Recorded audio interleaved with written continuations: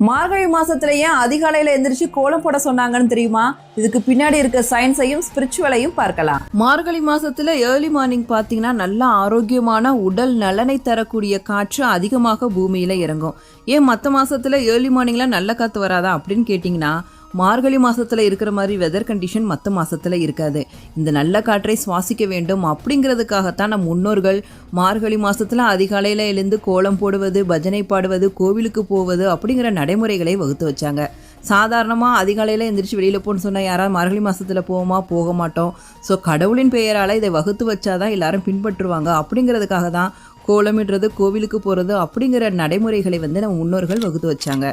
நீங்களே ஒரு நாள் ட்ரை பண்ணி பாருங்கள். மார்கழி மாதம் அதிகாலையில் எழுந்திரிச்சு குளிச்சுட்டு வீட்டில் விளக்கேற்றி வைத்து பூஜையெல்லாம் செஞ்சுட்டு கோவிலுக்கு போய் சாமி கும்பிட்டுட்டு வாங்க.